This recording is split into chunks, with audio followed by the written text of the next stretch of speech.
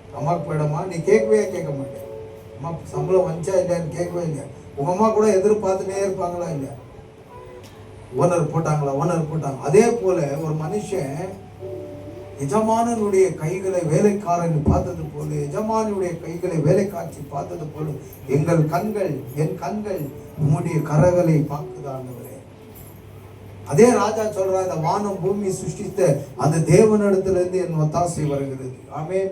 ஹல்லேலூயா, ஹல்லேலೂಯಾ.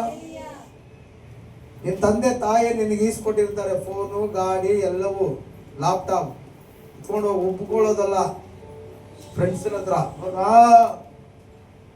ಅಂದ್ರೆ ನಿಮ್ಮಪ್ಪ ಅಲ್ಲಿ ಏನು ಪೈಂಟ್ರೆ, ಕೂಲಿ ಕೆಲಸ ಮಾಡೋನೆ, ಮನೆ ಕೆಲಸ ಮಾಡೋನೆ, ಒಪ್ಕೊಳ್ಳೋದಲ್ಲ. ಅದು ಸೈತಾನನಿಂದ ಬಂದಂತ ಕ್ರಿಯೆ. ದೇವರು ನನಗೆ ಕೊಟ್ಟಿದ್ದಾರೆ. ಸ್ತೋತ್ರ. ದೇವರು ನನ್ನ ತಂದೆಯ ಮೂಲಕ ಇದನ್ನು ಸಂಧಿಸಿದ್ದಾರೆ. ದೇವರಿಗೆ ಸ್ತೋತ್ರ. ದೇವರ ನಾಮ ಮಹಿಮೆ ಪಡಿಸಬೇಕು. ಉಬ್ಬಿಕೊಳ್ಳುವವರಾಗಿರಬಾರ್ರಿ. ದೇವರೇ ಕೊಟ್ಟಿದ್ದಾರಂತ ಒಮ್ಮನಸ್ಸುಳ್ಳವರಾಗಿ ಇರ್ರಿ. ನಿಮ್ಮ ತಂದೆ ತಾಯಿಯಿಂದ ಆಗಿಲ್ಲ, ಅದು ಆ ದೇವರ ಕೃಪೆ. ಮಗನಿಗೆ ಕೇಳೋದ ಮುಂಚೆ ತಂದೆ ಈಸ್ಕೊಡ್ತಾನೆ ಅಂದ್ರೆ ತಂದೆಯ ಜ್ಞಾನ ಅಲ್ಲ, ಪರಮ ತಂದೆಯ ಜ್ಞಾನ. ಹಲ್ಲೇಲೂಯಾ.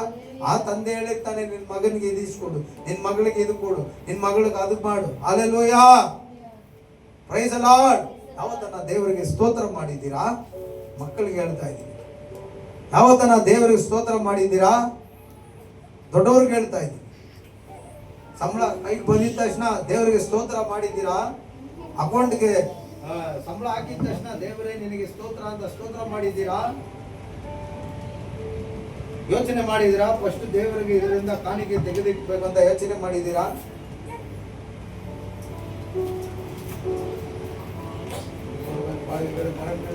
ಇಲ್ಲ, ಉಳಿದಿರೋದು ಅವರ ಮಾರನೇ ದಿನ ಅದೆಲ್ಲ 500 ಖಾಲಿ ನೋಡ್ಕೊಂಡ್ಬಿಡೋಣ. ಹಲ್ಲೇಲೂಯಾ. ದೇವರಿಗೆ ಸ್ತೋತ್ರ ಮಾಡುವವರಾಗಿರ್ರಿ. ಹಲ್ಲೇಲೂಯಾ. ದೇವರ ನಾಮ ಮಹಿಮೆ ಪಡಿಸುವವರಾಗಿರ್ರಿ. ಆಮೆನ್. ಹಲ್ಲೇಲೂಯಾ.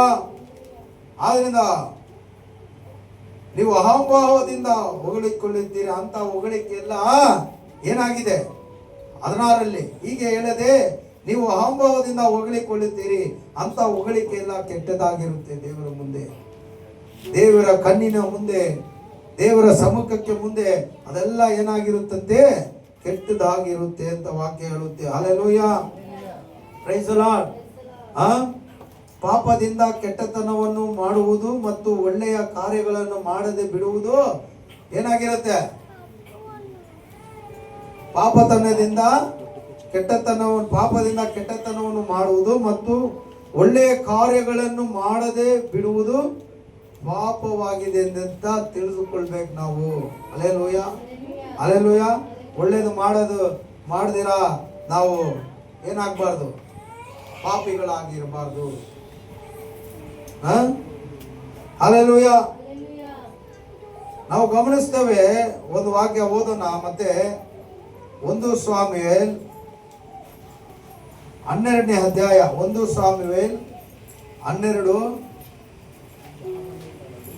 ಅಲ್ಲಿ ಹೋಗ, ಚೇರ್ ಹಾಕೊಂಡು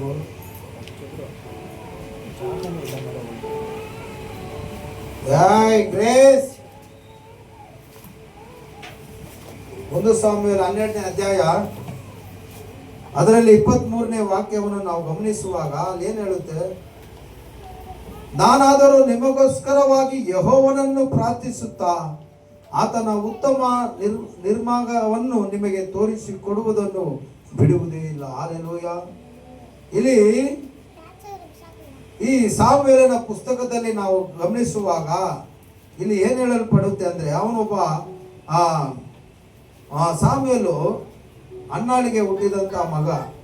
ಅವನೊಬ್ಬ ಪ್ರವಾದಿ ಆಗಿರುವಾಗ ಅವನ ಕೆಲಸ ಏನಂದ್ರೆ ಜನರಿಗೋಸ್ಕರ ಸೇವೆ ಮಾಡುವುದಂತ ಕೆಲಸ. ಅವನಿಗೆ ಪ್ರವಾದನೆಯನ್ನು ನುಡಿಯುವಂತ ಕೆಲಸ. ಅವನೇನ್ ಹೇಳ್ತಾನೆ? ನಾನಾದರೂ ನಿಮಗೋಸ್ಕರವಾಗಿ ಯೆಹೋವನನ್ನು ಪ್ರಾರ್ಥಿಸುತ್ತಾ ಆತನ ಉತ್ತಮ ನೀತಿ ಮಾರ್ಗವನ್ನು ನಿಮಗೆ ತೋರಿಸುವುದನ್ನು ಬಿಡುವುದೇ ಇಲ್ಲ. ಮತ್ತು ನಾನು ಅದೇ ಹೇಳುತ್ತೀನಿ, ದೇವರ ವಾಕ್ಯದಿಂದ ಆ ದೇವರ ನೀತಿ ಮಾರ್ಗವನ್ನು ನಿಮಗೆ ಸತ್ಯವಿಧದಿಂದ ತೋರಿಸ್ತೀರ, ನಾನೇನ್ ಮಾಡೋದಿಲ್ಲ, ಬಿಡುವುದೇ ಇಲ್ಲ. Hallelujah, hallelujah. ತೋರಿಸಿಲ್ಲ ಅಂದ್ರೆ ಏನು? ನಾನು ನಿಮಗೆ ಎಚ್ಚರಿಕೆ ಆದ ಮಾತುಗಳು, ಬದಲಾವಣೆ, ಮನಸ್ಸು ಆಗುವಂತ ಮಾತುಗಳನ್ನು ನಿಮಗೆ ಸತ್ಯವೇದದಿಂದ ನಾನು ತೋರಿಸಿಲ್ಲ ಅಂದ್ರೆ ನಾನು ಏನಾಗಿರುತ್ತೇನೆ? ನೋಡಿ, ಬಿಟ್ಟರೆ ಆತನ ದೃಷ್ಟಿಯಲ್ಲಿ ನಾನೇನಾಗಿರ್ತೇನೆ? ಪಾಪಿಯಾಗಿರುವೆನು. ನಾನೇ ಪಾಪ ಮಾಡಿದವನಾಗಿರ್ತೇನೆ. ಸತ್ಯವೇದದಲ್ಲಿ ಒಂದು ಮಾತಿದೆ, ಸಮಯ ಸಿಕ್ಕಿದ್ರೇನು ಸಿಕ್ಕಿಲ್ಲ ಅಂದ್ರೇನು ಎಚ್ಚರಿಸು, ಖಂಡಿಸು, ದಂಡಿಸು ಪ್ರೀತಿಯಿಂದ. ಹಲ್ಲೆಲೂಯ. ಒಬ್ಬ ಮನುಷ್ಯ, ಒಬ್ಬ ಸೇವಕ ಒಬ್ಬನನ್ನು ದಂಡಿಸಿ ಹೆಚ್ಚಿಸ್ತಾನೆ ಅಂದ್ರೆ ಹೇಗೆ ಅಂದ್ರೆ ಪ್ರೀತಿಯಿಂದ. ಅಂದ್ರೆ ಈ ವಾಕ್ಯ ಅನ್ನೋದು ಬಂದು ಒಂದು ಜೇನು ಗೂಡಿದ್ದಾಗೆ. ಆ ಜೇನು ಗೂಡನ್ನು ಹಿಂಡುವಾಗ ಆ ಜೇನಲ್ಲಿ ಗೂಡಿಂದ ಬೀಳುವಂತ ಹನಿ ನಿನ್ನ ನಕ್ಕಿ ನೋಡು ಎಷ್ಟು ಸಿಹಿಯಾಗಿರುತ್ತೆ. ಆ ಜೇನುಗಿಂತ ಸಿಹಿಯಾದಿತ್ತು ದೇವರ ವಾಕ್ಯ ಅಂತ ವಾಕ್ಯ ಹೇಳುತ್ತೆ. ಆಮೇಲೆ ಹಲ್ಲೆಲೂಯ. ಅದೇ ಒಬ್ಬ ಮನುಷ್ಯ ಒಂದು ಹಾಡು ಹಾಡಿದ್ರು. ಏನು ಹೇಳಿದ್ರು? ತೇನಿಲುಂ ಇನಿಮೆಯೇ ಯೇಸುವಿನ್ ನಾಮವೇ. ಪಾಂಡಾರ ಇಲ್ಲ, ಕೇಕ್ಗಳಿಲ್ಲ, ಇಲ್ಲ ಕೇಕ್ ಇಲ್ಲ, ನೀವು ವೇಸ್ಟ್. ಕೇಕ್ இல்லைன்னா நீங்கள் வேஸ்ட்டு தான். ஃபோன்லேயே வரலாம் ஒட்டுனே இருந்தால். நம்ம அதை விட்டு வேறெல்லாம் பார்த்தா எப்படி நம்மளுக்கு தெரியும் பாஸ்டர்? அந்த பாட்டு, அந்த வார்த்தை எது? தேனிலும் இனிமையே இயேசுவின் நாமம். ஹல்லேலூயா. தேனை அந்த கூண்டை பிடுங்கி புளியும் போது அதுக்குள்ளேருந்து ஒரு சொட்டு விழும்போது அதை எடுத்து நக்கி பாருங்க, அது எவ்வளோ சுவையா இருக்கும். அதோட சுவை தேவனுடைய வார்த்தை, வசனம் என்று சொல்லப்படுகிறது. ஆமென். அதனால தான் சொன்னாரு, சமயம் இருக்கும் போதும் இல்லாத போதும் எச்சரி, கண்டி, தண்டி, அன்போடு. ஹல்லேலூயா. Praise the Lord. ಇங்கே ಸಾಮುವೇಲ್ சொல்றாரு. ಸಾಮುವೇಲ್ ಕೂಡ ಅದೇ ಹೇಳ್ತಾ ಇದ್ದಾರೆ. ಏನು ಹೇಳ್ತಾ ಇದ್ದಾರೆ? ನಾನಾದರೂ ನಿಮಗೋಸ್ಕರ ಯೆಹೋವನನ್ನು ಪ್ರಾರ್ಥಿಸುತ್ತಾ, ನಿಮಗೋಸ್ಕರ ನಾನು ಪ್ರಾರ್ಥಿಸ್ತೇನೆ ಡೈಲಿ. ಸಭೆಯವ್ರಿಗೋಸ್ಕರ ನಾನು ಪ್ರಾರ್ಥನೆ ಮಾಡಿದಿರ ಮನೆಯಿಂದ ಹೋಗಲ್ಲ. ಹಲ್ಲೆಲೂಯಾ. ಚಿಕ್ಕದಾಗಿ ಪ್ರಾರ್ಥನೆ ಇದ್ರೆ ಕೂಡ ನಿಮ್ಮನ್ನು ನೆನಪು ಮಾಡಿಕೊಂಡು ನಿಮ್ಮ ಅಗತ್ಯಗಳಿಗಾಗಿ, ನಿಮ್ಮ ಆರೋಗ್ಯಕ್ಕಾಗಿ, ನಿಮ್ಮ ಮಕ್ಕಳ ಅಗತ್ಯಗಳಿಗಾಗಿ ನಾನು ಪ್ರಾರ್ಥನೆ ಮಾಡಿದಿರ ಮನೆಯಿಂದ ಆಚೆ ಹೋಗಲ್ಲ. ಅಬ್ರಹಾಮನಿಗೆ ಉಂಟಾದ ಆಶೀರ್ವಾದವು ನನ್ನ ಸಭೆಯವರಿಗೆ ಉಂಟಾಗಬೇಕು ಸ್ವಾಮಿ. ಒಬ್ಬರು ದರಿದ್ರವಾಗಿರಬಾರ್ದು. ಹಲ್ಲೆಲೂಯಾ. ಒಬ್ಬರು ದರಿದ್ರವಾಗಿರಬಾರ್ದು. ಸಭೆಯಲ್ಲಿ ಸ್ವಲ್ಪ ಜನ 3-4 ಕುಟುಂಬ ಇದ್ರೇನು ಅವರು ಆಶೀರ್ವದಿಸಲ್ಪಡಬೇಕು. ದರಿದ್ರರಾಗಿರಬಾರ್ದು ಅಂತ ಪ್ರಾರ್ಥನೆ ಮಾಡ್ತೇನೆ. ನಿಮ್ಮ ಮಕ್ಕಳಿಗಾಗಿ ಪ್ರಾರ್ಥನೆ ಮಾಡ್ತೇನೆ. ಅದು ಜವಾಬ್ದಾರಿ ನಮ್ದು. ಹಲ್ಲೆಲೂಯಾ. ಅದು ಕರ್ತವ್ಯ ನಮ್ದು.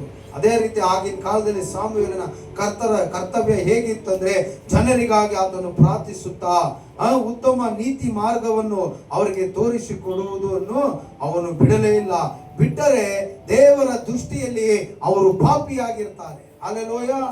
ನಾವು ನಿಮ್ಮನ್ನು ವಾಕ್ಯದ ಮೂಲಕ ಎಚ್ಚರಿಸಿಲ್ಲ ಅಂದ್ರೆ, ವಾಕ್ಯದ ಮೂಲಕ ನಿಮ್ಮನ್ನು ನಡೆಸಿಲ್ಲ ಅಂದ್ರೆ, ವಾಕ್ಯದಲ್ಲಿ ನಿಮ್ಮನ್ನು ಬೆಳೆಸಿಲ್ಲ ಅಂದ್ರೆ ನಾವು ಪಾಪಿಗಳಾಗಿರ್ತೇವೆ. ಅಯ್ಯೋ ಈ ವಾಕ್ಯ ಹೇಳ್ಬಿಟ್ರೆ ದಶಮ ಭಾಗ ಕಟ್ ಮಾಡ್ಬಿಡ್ತಾರ, ಅಯ್ಯೋ ಈ ವಾಕ್ಯ ಹೇಳ್ಬಿಟ್ರೆ ಬರವಾರ ಆರಾಧನೆಗೆ ಬರಲ್ವಾ ಕೋಪ ಮಾಡ್ಕೊಂಡು ಅಂತ ಇದ್ರೆ ನಾನು ಪಾಪಿ ಆಗ್ಬಿಡ್ತೇನೆ. ಹಲ್ಲೆಲೂಯಾ. Praise the Lord. ಅದಕ್ಕೆ ದೇವರ ವಾಕ್ಯ ಹೇಳುತ್ತೆ, ಸಮಯ ಇರುವಾಗಲೂ ಇಲ್ದಿರುವಾಗೂ ಅದನ್ನು ಏನ್ ಮಾಡ್ಬೇಕು? ನಾವು ಬೋಧನೆ ಮಾಡಿಬಿಡ್ಬೇಕು. ಹಲ್ಲೆಲೂಯಾ. Praise the Lord. ನೋಡಿ, ಸೇವೆಯಲ್ಲಿ ಅನ್ಯೋನ್ಯತೆ ಹಂಗಂದ್ರೆ ಒಂದೇ ಮನಸ್ಸು. ಭಾಗ 1 ಮುಗೀತು. ಎರಡನೇ ಭಾಗ ನಾವು ನೋಡುತ್ತೇವೆ, ಸೇವೆ ಮಾಡುವವರಿಗೆ ಹಂಗಂದ್ರೆ ದೇವರ ಮಕ್ಕಳಿಗೆ ಒಂದೇ ಗುರಿ ಇರಬೇಕು. ಮೊದಲು ಒಂದೇ ಮನಸ್ಸಿರಬೇಕು, ಉಬ್ಬಿಕೊಳ್ಳಬಾರ್ದು. ಏನೇ ಮಾಡಿದ್ರೆ ಅದು ದೇವರ ನಾಮಕ್ಕೆ, ಸಭೆ ಅನ್ಯೋನ್ಯಕ್ಕಾಗಿ ನಾವು ಮಾಡುವವರಾಗಿರ್ಬೇಕು. ಸಭೆಯ ಫೆಲೋಶಿಪ್ ಅಲ್ಲಿ ಅದನ್ನು ಮಾಡುವವರಾಗಿರ್ಬೇಕು. ಹಲ್ಲೆಲೂಯಾ. ನಾನು ಮಾಡಿದೆ ಅಂತ ನಾವು ಹೆಸರು ಮಾಡಬಾರ್ದು. ನಿನ್ನ ಹೆಸರು ಪರಲೋಕದಲ್ಲಿ ಬರೆದಿದೆ, ಮಶಾನದ ಮೇಲೆ ಬರೆಯೋದಲ್ಲ. ನಾನು ಇದು ಡೆಡಿಕೇಟ್ ಮಾಡಿದೆ ಅಂತ ಒಬ್ಬರು ಪಾಸ್ಟ್ರಿಗೆ ಹೇಳ್ತಾ ಇದ್ರು, ನಮ್ಮ ಹೆಸರು ಪರಲೋಕದಲ್ಲಿ ಬರೆಸಿರ್ಬೇಕು, ಪರಲೋಕದಲ್ಲಿ ಬರೆಸಿರ್ಬೇಕು. ಒಂದಿನ ಮಶಾನ ಹತ್ರ ಹೋದೆ. ಅವ್ರು ಯಾವುದೋ ಒಂದು ಮಶಾನ ಗ್ರೆನೇಟ್ ಅಲ್ಲೇ ಕಟ್ಟಿದ್ರು. ಫೋನ್ ಮಾಡ್ಕೊಂಡು ಹೋದೆ, ನೋಡ್ಬಿಟ್ಟೆ. ನೋಡ್ದಾ? ಅಲ್ಲಿ ಏನು ಹೆಸರು ಹಾಕಿದೆ ನೋಡು. ಇಂಗ್ಲೀಷಲ್ಲಿ 2 ಹೆಸರಿದೆ, ನಂದು ನನ್ನ ತಮ್ಮಂದು. ಯಾಕೆ? ನಾವೇ ಕಟ್ಟಿದ್ದು ಅಂತ ಎಲ್ಲರಿಗೂ ಗೊತ್ತಾಗ್ದು. ನೋಡಿ, ಮಶಾನದಗಳ ಮೇಲೆ ಹೆಸರು ಬರೆಸಿಕೊಳ್ಳಕ್ಕೆ ಕೆಲವರು ಆಸೆ ಪಡ್ತಾರೆ. ಆದ್ರೆ ನಿನ್ನ ನನ್ನ ಹೆಸರು ಜೀವ ಪುಸ್ತಕದಲ್ಲಿ ಬರೆದಿರ್ಬೇಕಂತ ಆಸೆ ಪಡುವರಾಗಿರ್ಬೇಕು. ಆಮೇಲೆ ಹೆಸರು ಮಾಡುವುದಕ್ಕಾಗಲ್ಲ, ಪರಲೋಕದಲ್ಲಿ ತಂದೆಯಾದ ದೇವರ ಹತ್ರ ಬಹುಮಾನ ಹೊಂದಿಕೊಳ್ಳುವವರಾಗಿ ಕಾಣಿಸಲ್ಪಡಬೇಕು. ಇಲ್ಲಿ ಭೂಲೋಕದಲ್ಲಿ ಹೆಸರು ನಮಗೆ ಯಾವ ಕೊಡಲು ಬೇಡ. ಪರಲೋಕದಲ್ಲಿ ಜೀವ ಪುಸ್ತಕ ದೇವರ ಮುಂದೆ ಇರುವಂತ ಆ ಜೀವ ಪುಸ್ತಕದಲ್ಲಿ ನಿನ್ನ ನನ್ನ ಹೆಸರು ಬರೆದಿರಬೇಕಂತ ನಾವು ಆಸೆ ಪಡುವವರಾಗಿರಬೇಕು. ಪಾಸ್ಟರ್ಗಳೇ ಇವತ್ತು ಮಶಾನದ ಮೇಲೆ ಹೆಸರು ಬರೆಸಕ್ಕೆ ಆಸೆ ಪಡ್ತಾರೆ. Hallelujah, praise the Lord. Dedicate ಅಲ್ರೇ, ದಿನ ನೀನು ಅಲ್ತಾ ಹೋಗ್ಬೇಕು. ಅವಾಗ ಇನ್ನೊಬ್ಬರು ಬಂದು ಕಟ್ಟಿ ಇನ್ನೊಬ್ರು ಹೆಸರು ಬರೀತಾರೆ. Hallelujah, praise the Lord. ಸರಿ, ಎರಡನೇ ಭಾಗ ನೋಡೋಣ. ಸೇವೆಯಲ್ಲಿ ನಾವು ಒಂದೇ ಗುರಿಯುಳ್ಳವರಾಗಿರಬೇಕು. ಹಲ್ಲೆಲೂಯಾ. ಮೊದಲು ಯಾವುದು ನೋಡಿದ್ರೆ ಒಂದೇ ಮನಸ್ಸು ಅಲ್ವಾ? ಆದಿ ಅಪೊಸ್ತಲರಲ್ಲಿ ಮನಸ್ಸು ಬೇರೆ ಬೇರೆ ಇತ್ತು. ಸಭೆಯಲ್ಲಿ ಪೌಲನು ಹೋಗಿ ಏನ್ ಮಾಡ್ದ? ಎಚ್ಚರಿಸಿ ಖಂಡಿಸಿ ಅವ್ರನ್ನ ಏನ್ ಮಾಡ್ದ? ಒಂದೇ ಮನಸ್ಸುಳ್ಳವರಾಗಿ ಇರ್ಬೇಕಂತ ಭಾವಿಸಿದ. ಎರಡನೇದಾಗಿ ಕ್ರಿಸ್ತರಾದ ನಮಗೆ ಒಂದೇ ಗುರಿ ಉಳ್ಳವರಾಗಿರ್ಬೇಕು. ಎಫೆಸರ್ 5ನೇ ಅಧ್ಯಾಯ 1ರಿಂದ 2 ವಾಕ್ಯ ನಾವು ಅದನ್ನು ನೋಡೋಣ. ಎಫೆಸರ್ 5:1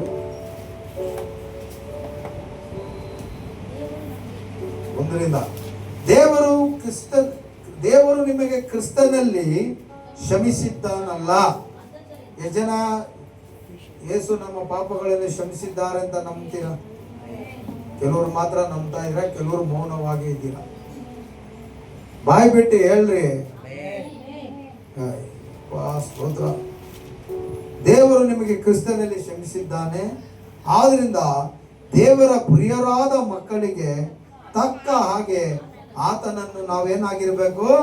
ಅನುಸರಿಸುವವರಾಗಿರ್ಬೇಕು. ದೇವರು ನಮ್ಮನ್ನು ಕ್ಷಮಿಸಿದ್ದಾನೆ. ನಾವು ಹೇಗಿರ್ಬೇಕಂತೆ? ಇನ್ನೊಬ್ಬರನ್ನು ಕ್ಷಮಿಸುವವರಾಗಿ ಕಾಣಿಸಲ್ಪಡಬೇಕು. ದೇವರೇ ದೊಡ್ಡ ಪಾಪವನ್ನು ನಮ್ಮ ಜೀವಿತದಲ್ಲಿ ಕ್ಷಮಿಸಿದ್ದಾರೆ ಅಂದ್ರೆ, ಸಣ್ಣ ಪುಟ್ಟ ತಪ್ಪು ನಮಗೆ ಮಾಡಿದವರನ್ನು ನಾವು ಏನ್ ಮಾಡಬೇಕು? ಕ್ಷಮಿಸುವವರಾಗಿರ್ಬೇಕು. ಹಲ್ಲೆಲೂಯಾ. ಈ ಕ್ಷಮಾಪಣೆ ಒಂದೇ ಗುರಿಯಿಂದ ಮಾಡಬೇಕು ನಾವು. ಹೌದು ನಾನು ಕ್ಷಮಿಸ್ತೇನೆ, ಹೌದು ನಾನು ಕ್ಷಮಿಸ್ತೇನೆ ಅಂತ ಒಂದೇ ಗುರಿ ಇಟ್ಕೊಂಡು ಕ್ಷಮಿಸಬೇಕು. ಬಾಯಿಂದ ಕ್ಷಮಿಸ್ಬಿಟ್ಟು ಹೃದಯದಲ್ಲಿ ಗೊಣಗೋದು ಬೇಡ. ನಿನ್ನ ಹೃದಯ ಅಂತರಾದಿಗಳನ್ನು ದೇವರು ಶೋಧಿಸಿ ನೋಡುವಂತ ದೇವರಾಗಿರ್ತಾರೆ. Hallelujah, praise the Lord. ಅದಕ್ಕೆ ಮತ್ತಾಯದಲ್ಲಿ ಕೂಡ ಹೇಳಿದ್ದಾರೆ, 2ರಲ್ಲಿ ಹೇಳುತ್ತೆ ಇಲ್ಲಿ, ಎಫೆಸರ್ 5:2, ಕ್ರಿಸ್ತನು ನಿಮ್ಮನ್ನು ಪ್ರೀತಿಸಿ ನಮ್ಮೆಲ್ಲರಿಗೋಸ್ಕರ ತನ್ನನ್ನೇ ದೇವರಿಗೆ ಸುಗಂಧ ವಾಸನೆಯಾದ ಕಾಣಿಕೆಯಾಗಿಯೂ ಯಜ್ಞವಾಗಿಯೂ ಸಮರ್ಪಿಸಿಕೊಂಡ ಪ್ರಕಾರ ನೀವು ಪ್ರೀತಿಯಲ್ಲಿ ನಡೆದುಕೊಳ್ಳಿ. ನೋಡಿ, ದೇವರು ನಮ್ಮ ಮೇಲೆ ಪ್ರೀತಿ ಇಟ್ಟಿದ್ದರಿಂದ ಅವತನ್ನು ಏನ್ ಮಾಡಿದ್ರು? ಯೇಸು ತನ್ನನ್ನೇ ಸುಗಂಧ ವಾಸನೆಯಾದ ಕಾಣಿಕೆ. ಹಂಗಂದ್ರೆ ಒಂದು ಕಾಲದಲ್ಲಿ ದೇವರಿಗೆ ಸುಗಂಧ, ಹಂಗಂದ್ರೆ ಒಂದು ಕಾಲದಲ್ಲಿ ನಾವು ಯೇಸುನ ಅರಿಯುವುದಕ್ಕೆ ಮುಂಚೆ ಫೋಟೋಗಳ ಮುಂದೆ ಸಾಂಬ್ರಾಣಿಗಳನ್ನ ಹಾಕಿ ದೇವರಿಗೆ ಏನ್ ಮಾಡ್ತಾ ಇದ್ರಿ? ಆ ಸುಗಂಧವನ್ನು ಆ ಫೋಟೋಗಳಿಗೆ, ಆ ವಿಗ್ರಹಗಳಿಗೆ ಏನ್ ಮಾಡ್ತಾ ಇದ್ರಿ? ತಲುಪಿಸ್ತಾ ಇದ್ರಲ್ಲ, ಅದು ದೇವರ ಮಹಿಮೆ ಹೊಂದುತ್ತೆ ಅಂತ. ಅದೇ ರೀತಿನೇ ಯೇಸು ಕೂಡ ತಂದೆಯಾದ ದೇವರು ಮಹಿಮೆ ಹೊಂದಬೇಕಾಗಿ, ನಮ್ಮ ಪಾಪ ಕ್ಷಮಾಪಣೆ ಆಗ್ಬೇಕಂತ ತನ್ನನ್ನೇ ತಾನು ಬಲಿಯಾಗಿ ದೇವರಿಗೆ ಸುಗಂಧ ಯಜ್ಞವಾದ ಕಾಣಿಕೆಯಾಗಿ ಯಜ್ಞವಾಗಿ ಸಮರ್ಪಿಸಿಕೊಂಡನು. ಹಲ್ಲೆಲೂಯಾ. ಯಾತಕ್ಕಂದ್ರೆ ದೇವರಿಗೆ ನಿನ್ನ ಮೇಲೆ ನನ್ನ ಮೇಲೆ ಆತನಿಗೆ ಪ್ರೀತಿ ಇದೆ. ಹಲ್ಲೆಲೂಯಾ. ಅದಕ್ಕಾಗಿ ತನ್ನನ್ನೇ ತಾನು ಒಪ್ಪಿಸಿಕೊಟ್ಟು ಪ್ರಕಾರ ನಾವು ಏನ್ ಮಾಡ್ಬೇಕಂದ್ರೆ ಪ್ರೀತಿಯಲ್ಲಿ ನಡೆದುಕೊಳ್ಬೇಕು. ಹಂಗಂದ್ರೆ ನಾವು ಯಜ್ಞ ಆಗೋದು ಬೇಡ, ನಾವು ಬಲಿ ಆಗೋದು ಬೇಡ, ನಾವು ಸುಗಂಧ ಯಜ್ಞವಾಗಿ ಮಾರ್ಪಡೋದು ಬೇಡ. ನಮಗಾಗಿ ಆತನು ಪಾಡುಪಟ್ಟು ಎಲ್ಲವೂ ತೀರಿಸಿ ಮುಗಿಸಿದ್ದಾನೆ. ನಾವು ಮಾಡಬೇಕಾಗಿದ್ದು ಒಂದೇ ಒಂದು, ಪ್ರೀತಿ ಉಳ್ಳವರಾಗಿ, ಪ್ರೀತಿಯನ್ನು ತೋರಿಸುವವರಾಗಿ ಕಾಣಿಸಲ್ಪಡಬೇಕು. Hallelujah, praise the Lord. ನೋಡಿ, ಮತ್ತಾಯ 5ನೇ ಅಧ್ಯಾಯ 48ನೇ ವಚನ ಕೂಡ ಈ ರೀತಿ ಹೇಳುತ್ತೆ. ಮತ್ತಾಯ 5:48, ಆದುದರಿಂದ ಪರಲೋಕದಲ್ಲಿರುವ ನಿಮ್ಮ ತಂದೆಯು ಯಾವ ದೋಷ ಇಲ್ಲದವನಾಗಿರುವಂತೆ ನೀವು ದೋಷ ಇಲ್ಲದವರಾಗಿ ಇರ್ರಿ. ಹಲ್ಲೆಲೂಯಾ. ಒಂದು ತಪ್ಪು ಮಾಡದಿರ ಇರುವಂತ ದೇವರು, ಯಾವ ಕೆಟ್ಟ ಭಾವನೆಯನ್ನು ನೆನೆಸ್ತಿರೋಂಥ ದೇವರು ಎಲ್ಲರಿಗೂ ಒಳ್ಳೆಯದೇ ಮಾಡ್ಬೇಕಂತ ನೆನೆಸಿದ ಆ ದೇವರು ಯಾವ ರೀತಿ ಇದ್ದಾರೋ ಅದೇ ರೀತಿ ನಾವುಗಳು ಇರಬೇಕಂತ ದೇವರು ಬಯಸುವನಾಗಿರ್ತಾನೆ. ಆಮೇನ್, ಆಮೇನ್ ಅಂತ ಹೇಳೋಣ. Hallelujah, praise the Lord. ನೋಡಿ, 1 ಯೋಹಾನ 3ನೇ ಅಧ್ಯಾಯ 1ನೇ ವಾಕ್ಯ ಈ ರೀತಿ ಹೇಳುತ್ತೆ. 1 ಯೋಹಾನ 3:1ನೇ ವಾಕ್ಯ ಈ ರೀತಿ ಇರುತ್ತೆ. ದೇವರ ಮಕ್ಕಳೆಂಬ ಹೆಸರನ್ನು ನಮಗೆ ಕೊಡುವುದರಲ್ಲಿ ತಂದೆಯು ಎಂಥ ಪ್ರೀತಿಯನ್ನು ನಮ್ಮ ಮೇಲೆ ಇಟ್ಟಿದ್ದಾನೆ ನೋಡಿರಿ. ನಾವು ಆತನ ಮಕ್ಕಳಾಗಿದ್ದೇವೆ. ಈ ಕಾರಣದಿಂದ ಲೋಕವು ನಮ್ಮನ್ನು ತಿಳಿದುಕೊಳ್ಳುವುದಿಲ್ಲ, ಅದು ಆತನನ್ನು ತಿಳಿದುಕೊಂಡಿಲ್ಲ. ಹಲ್ಲೆಲೂಯಾ. ದೇವರ ಮಕ್ಕಳೆಂಬ ಹೆಸರು ನಮಗೆ ಕೊಡುವುದರಲ್ಲಿ ತಂದೆಯಾದ ದೇವರು ಸ್ವಲ್ಪನೂ ನಮ್ಮ ಮೇಲೆ ಸಂದೇಹನೇ ಪಟ್ಟಿಲ್ಲ, ಸಂಶಯ ಪಟ್ಟಿಲ್ಲ, ಡೌಟ್ ಪಟ್ಟಿಲ್ಲ. ಇವನ ನಮ್ಮ ಮಗನಾಗಿ ಇವನನ್ನು ಸ್ವೀಕರಿಸಿಕೊಳ್ಳೋಣ, ಇವನನ್ನು ನನ್ನ ಮಗನಾಗಿ ಭಾವಿಸೋಣ ಅಂತ ಸ್ವಲ್ಪವೂ ಭಾವಿಸ್ಕೊಳ್ಳೋಣ ಬೇಡವಾ ಅಂತ ಸ್ವಲ್ಪವೂ ಡೌಟ್ ಪಟ್ಟಿಲ್ಲ. ಹೇಗೇ ಇರಲಿ ಇವನು ನನ್ನ ಮಗನೇ ಅಂತ ದೇವರು ಭಾವಿಸಿಕೊಂಡ್ರು. ಒಬ್ಬ ಸೌಕಾರನಿಗೆ 2 ಮಕ್ಕಳಿದ್ರು. ಒಬ್ಬ ದೊಡ್ಡವನು, ಒಬ್ಬ ಚಿಕ್ಕವನು ಪೋಲಿಯಾಗಿ ತನ್ನ ತಂದೆಯ ಆಸ್ತಿಯಲ್ಲಿ ಸರಿ ಭಾಗವಾಗಿ ಆಸ್ತಿಯನ್ನು ತೆಗೆದುಕೊಂಡು, ತಂದೆ ಒಳ್ಳೆಯವನಾಗಿದ್ದರಿಂದ ಆಸ್ತಿಯನ್ನು ಹಂಚಿಕೊಟ್ಟ. ಮಗನು ತೆಗೆದುಕೊಂಡು ಹೋಗಿ ಎಲ್ಲವನ್ನು ಹಾಳು ಮಾಡಿ ಕೊನೆಯದಾಗಿ ಅವನು ಯೋಚಿಸ್ತಾನೆ.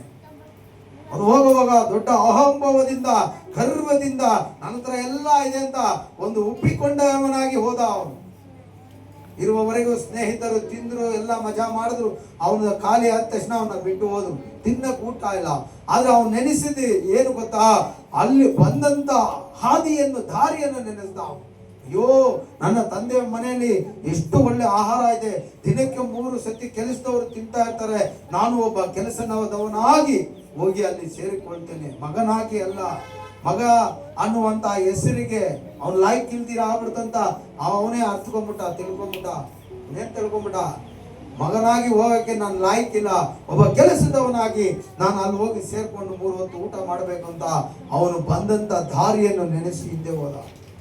ಆದ್ರೆ ಮಗ ಆ ತರ ನೆನೆಸಿರ್ಬೋದು, ತಂದೆ ಯಾವತ್ತಿಗೂ ಮಗನನ್ನು ಆ ತರ ನೆನೆಸೇ ಇಲ್ಲ. ಅಯ್ಯೋ, ಪೋಲಿಯಾಗಿ ಕಳೆದೋದ ನನ್ನ ಮಗ ಬಂದಿದ್ದಾನೆ, ಇವನಿಗೆ ಒಳ್ಳೆ ಬಟ್ಟೆಯನ್ನು ಕೊಡಿ, ಚಪ್ಪಲಿ ಕೊಡಿ, ರಾಜ ಮುದ್ರೆ ಹಾಕುವಂತ ಉಂಗುರವನ್ನು ಧರಿಸಿ ಕುಯ್ಯಿರಿ, ಹಬ್ಬ ಮಾಡೋಣ, ಕುರಿಗಳು ಹೊಡೀರಿ, ಹಬ್ಬ ಮಾಡೋಣ ಅಂತ ತಂದೆ ಹೇಳಿದ್ರು. Hallelujah, hallelujah.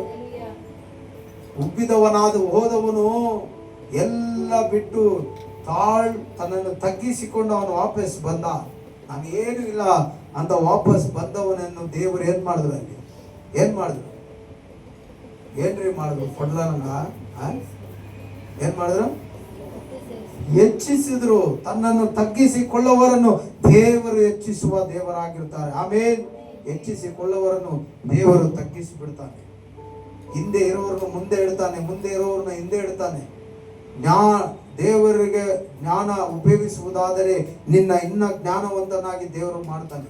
ಒಂದು ವೇಳೆ ದೇವರಿಗೆ ಆಪೋಸಿಟ್ ಆಗಿ ನಿನ್ನ ಜ್ಞಾನ ಇರುವುದಾದರೆ ನಿನ್ನ ಹುಚ್ಚರಾಗಿ ದೇವರು ಮಾಡಿಬಿಡ್ತಾರೆ. ಹುಚ್ಚರನ್ನು ಜ್ಞಾನಿಯಾಗಿ ಮಾಡೋಕ್ಕೂ ಗೊತ್ತು, ಜ್ಞಾನಿಗಳನ್ನು ಹುಚ್ಚರಾಗಿ ಮಾಡುವುದಕ್ಕೂ ದೇವರು ಗೊತ್ತು. ತಗ್ಗಿಸುವವರನ್ನು ಹೆಚ್ಚಿಸುವುದಕ್ಕೂ ಗೊತ್ತು, ಹೆಚ್ಚಿಸಿಕೊಳ್ಳುವವರನ್ನು ದೇವರು ತಗ್ಗಿಸುವುದಕ್ಕೂ ಗೊತ್ತು. ಆಮೇಲೆ ಹಲ್ಲೆಲೂಯಾ. ಅವನು ತಗ್ಗಿಸಿಕೊಂಡ, ಬಂದಂತ ದಾರಿ ಎಲ್ಲಿ ಅಂತ ನೋಡ್ದ, ಆ ಪಾಯಿಂಟ್ ಎಲ್ಲಿದೆ, ನನ್ನ ಲೊಕೇಶನ್ ಎಲ್ಲಿದೆ ಬಂದಿದ್ದನ್ನು ನೋಡ್ದ, ಆ ಲೊಕೇಶನ್ಗೆ ಮತ್ತೆ ಬಂದ. ಆದ್ರೆ ಅವನು ತಿಳ್ಕೊಂಡ್ ಬಂದಿದ್ದೆ ಬೇರೆ, ತಗ್ಗಿಸ್ಕೊಂಡು ದೇವರು ಅಲ್ಲಿ ಅವನ್ನ ಹೆಚ್ಚಿಸಿದ್ರು. ಆಮೇಲೆ ನಿನಗೂ ನನಗೂ ದೇವರು ಅದೇನೆ, ನಾನು ಏನೇ ಇಲ್ಲ, ಹೀಗಾಗಿ ನಾನು ಸಾಯುವ ಒಳಗೆ ಏನಾದರೂ ಒಂದು ಮಾಡಬೇಕು ಅಂತ ನೀನು ಭಾವಿಸಿ ಒಂದೇ ಗುರಿ ಇಟ್ಕೊಂಡು ಓಡ್ತಾ ಇದ್ರೆ ಆ ಗುರಿಯಲ್ಲಿ ದೇವರು ಖಂಡಿತವಾಗಿ ಸಕ್ಸಸ್ ಮಾಡೇ ಮಾಡ್ತಾರೆ, ಆಶೀರ್ವಾದ ಕೊಟ್ಟೇ ಕೊಡ್ತಾರೆ. ಆಮೇಲೆ ಹಲ್ಲೆಲೂಯಾ, ಹಲ್ಲೆಲೂಯಾ. ಆದ್ರೆ ನೋಡ್ರಿ, ಅಲ್ಲೊಂದು ವಿಷಯ ನಡೀತದೆ. ತಂದೆ ಮನೆಗೆ ಅವನು ತಗ್ಗಿಸ್ಕೊಂಡು ಬಂದ್ಬಿಟ್ಟ. ಆದ್ರೆ ತಂದೆ ಮನೆಯಲ್ಲೇ ಇದ್ದಂತ ಒಬ್ಬ ಮಗ ಏನ್ ಮಾಡ್ತಾ ಇದ್ದಾನೆ? ತಂದೆ ಮನೆಯಲ್ಲಿ ಇದ್ದಂತ ಒಬ್ಬ ಮಗ ಬರ್ತಾನೆ. ಏನಿದು ಸೌಂಡು, ಮ್ಯೂಸಿಕ್ ಏನ್ ನಡೀತಾ ಐತೆ ಮನೆಯಲ್ಲಿ? ಫಂಕ್ಷನ್ ಏನು? ಕಳೆದೋದ ನಿನ್ನ ತಮ್ಮ ಮನೆಗೆ ಬಂದಿದ್ದಾನೆ, ಅದರಿಂದ ನಿನ್ನ ತಂದೆ ಕುರಿ ಕುಯಿಸಿ ಏನ್ ಮಾಡ್ತಾ ಇದ್ದಾನೆ? ಸರ್ಬೇಟ್ ಮಾಡ್ತಾ ಇದ್ದಾನೆ, ಫಂಕ್ಷನ್ ಇಟ್ಟಿದ್ದಾನೆ ಅನ್ನುವಾಗ ಮನೆಯಲ್ಲೇ ಇದ್ದಂತ ಮಗ ಬರ್ತಾನೆ. ನಾನು ಯಾವತ್ತನ ಫ್ರೆಂಡ್ಗಳನ್ನ ಕರ್ಕೊಂಡ್ ಬಂದಿದ್ದೀನಿ ಮನೆಗೆ, ಒಂದು ಕುರಿಯನ್ನ ಕುಯ್ದು ಕೊಟ್ಟ ನನಗೆ, ಅದಕ್ಕೆ ಏಮಾರಿಸಿ ಹೋದವನು ನೀನು ಇಷ್ಟೆಲ್ಲ ಮಾಡ್ತಾ ಇದೆಯಾ ಅನ್ನುವಾಗ ತಂದೆ ಹೇಳ್ತಾನೆ, ಮಗನೇ ನೀನ್ ನನ್ನೊಟ್ಟಿಗೆ ಯಾವತ್ತೂ ಇದೆಯಾ, ನನ್ನದೆಲ್ಲ ಏನಾಗಿದೆ, ನಿನ್ನೆದೇ ಆಗಿದೆ. ಇವನು ಪರ್ಮನೆಂಟ್ ಆಗಿದ್ದಾನೆ. ಅರ್ಥ ಮಾಡ್ಕೊಳ್ಳಿ, ಚಿಕ್ಕವನು ಭಾಗ ಕೇಳುವಾಗ ನನ್ನ ಭಾಗ ಕೊಡುವಂತ, ಅಲ್ಲಿ ತಂದೆ ಏನ್ ಮಾಡಿದ್ರು ಗೊತ್ತಾ, 3 ಭಾಗ ಮಾಡಿದ್ರು ಆಸ್ತಿ. ಒಂದು ಭಾಗ ಚಿಕ್ಕವನಿಗೆ ಏನ್ ಸೇರ್ಬೇಕು ಕೊಟ್ಟು ಕಳಿಸ್ಬಿಟ್ಟು ಹೋಗುವಂತ. ಇವಾಗ ಇಲ್ಲಿ ಎಷ್ಟಿದೆ ಮನೆಯಲ್ಲಿ? 2 ಭಾಗ ಇದೆ. ಇವಾಗ ತಂದೆ ಏನ್ ಹೇಳ್ತಾ ಇದ್ದಾರೆ, ಅಪ್ಪ ನನ್ನದೆಲ್ಲ ನೀನ್ ನನ್ನೊತ್ತಿಗೆ ಯಾವತ್ತೂ ಇದೆಯಾ, ನನ್ನದೆಲ್ಲ ನಿನ್ನದೇ. ಹಲ್ಲೆಲೂಯಾ. ಅಲ್ಲಿ ನೋಡಿ, ಅಲ್ಲಿ ಅವನು ಯೋಚನೆನೇ ಮಾಡಿಲ್ಲ. ತಂದೆ ನಾವು ಬಂದು ರೇಗ್ತಾ ಇದ್ದಾನೆ. ಅಲ್ಲ, ಹಾಳು ಮಾಡ್ಕೊಂಡ್ ಬಂದವನಿಗೆ ನೀನು ಕುರಿ ಕೊಯ್ದಿದ್ಯಾ, ನಾನು ಫ್ರೆಂಡ್ಗಳ ಒಟ್ಟಿಗೆ ಬರುವಾಗ ಒಂದು ಕುರಿಯನ್ನ ಕೊಟ್ಟ, ನನಗೆ ಹಾಳ ಮಾಡಿದವನಿಗೆ ನೀನ್ ಮಾಡ್ತಾ ಇದ್ದೆ ಅನ್ನುವಾಗ ತಂದೆ ಹೇಳ್ತಾರಪ್ಪ ನನ್ನದೆಲ್ಲ ನಿಂದೆ, ನೀನ್ ಯಾವಾಗಲೂ ನನ್ನೊಟ್ಟಿಗಿದ್ಯಾ. ಆಮೇಲೆ ಹಲ್ಲೆಲೂಯಾ. ತಂದೆಯ ಭಾಗ ಕೂಡ ಜೊತೆಯಲ್ಲಿದ್ದಂತ ಮಗನಿಗೆ. ಆಮೇಲೆ ಹಲ್ಲೆಲೂಯಾ. Praise the lord.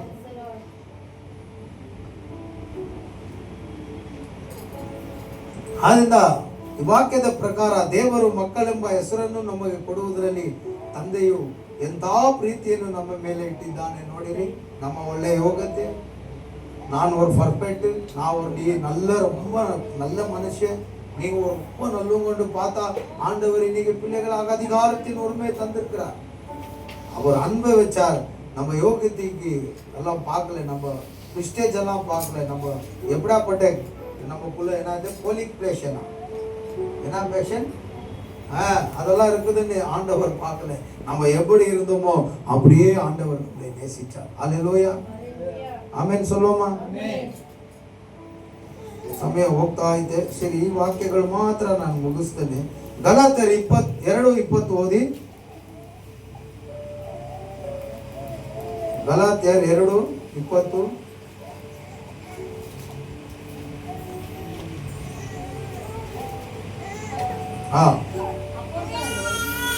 ಗಲಾತ್ಯರು 2:20. ಕ್ರಿಸ್ತನೊಂದಿಗೆ ಶಿಲುಬೆಗೆ ಹಾಕಿಸಿಕೊಂಡವನಾಗಿದ್ದೇನೆ, ಇನ್ನು ಜೀವಿಸುವ ನಾನಲ್ಲ, ಕ್ರಿಸ್ತನು ನನ್ನಲ್ಲಿ ಜೀವಿಸ್ತಾ ಇದ್ದಾನೆ. ಆಮೇಲೆ ಈಗ ಶರೀರದಲ್ಲಿರುವ ನಾನು ಜೀವಿಸುವುದು ಹೇಗೆಂದರೆ ದೇವ ಕುಮಾರನ ಮೇಲೆ ನಂಬಿಕೆಯಲ್ಲಿಯೇ. ಆತನು ನನ್ನನ್ನು ಪ್ರೀತಿಸಿ ನನಗೋಸ್ಕರ ತನ್ನನ್ನು ಒಪ್ಪಿಸಿ ಕೊಟ್ಟನು. ಸಾಕು. ಅಲ್ಲಿ ಏನು ಹೇಳ್ತಾ ಇದ್ದಾನೆ, ಇನಿ ನಾನು ಚೇಂಜ್ ಆಗಿದ್ದೇನೆ, ನಾನು ಮಾರ್ಪಟ್ಟಿದ್ದೇನೆ. ಯಾಕಂದ್ರೆ ಅದಕ್ಕೆ ಮುಂಚೆ ಆ ಪೌಲನು ಕ್ರಿಸ್ತವರನ್ನು ಹೊಡಿತಾ ಇದ್ದ, ಕೊಲ್ತಾ ಇದ್ದ, ಸಭೆಯನ್ನು ಸುಟ್ಟಾಕ್ತಾ ಇದ್ದ, ಹಿಂಸೆ ಕೊಡುವನಾಗಿದ್ದ.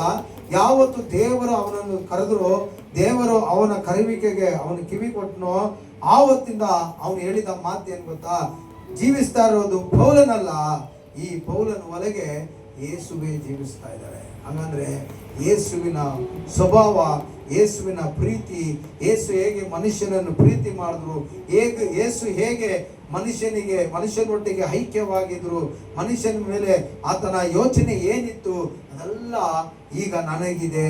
ಜೀವಿಸ್ತಾ ಇರುವ ನಾನಲ್ಲ, ನನ್ನಲ್ಲಿ ಯೇಸುವೇ ಜೀವಿಸ್ತಾ ಇದ್ದಾನೆ. ಆಮೇಲೆ ಕ್ರಿಸ್ತನಲ್ಲಿ ಒಂದೇ ಗುರಿ ಇಟ್ಟುಕೊಂಡಿರುವ ನಾವುಗಳು ಕೂಡ ಹೇಳುವಂತ ಮಾತು ಏನಾಗಿರ್ಬೇಕು ಅಂದ್ರೆ, ಜೀವಿಸ್ತಾ ಇರುವ ಅವನು ನಾನಲ್ಲ, ನನ್ನಲ್ಲಿ ಕ್ರಿಸ್ತನು ಜೀವಿಸ್ತಾ ಇದ್ದಾರೆ. ಹೇಳ್ರಿ ಆಮೇನಂತ. ಅವ ನಿಮ್ಮಲ್ಲಿ ಕ್ರಿಸ್ತನು ಜೀವಿಸ್ತಾ ಇದ್ದಾನಂದ್ರೆ ನಿಮ್ಮ ಹೊರನೋಟ ಹೇಗಿರಬೇಕು?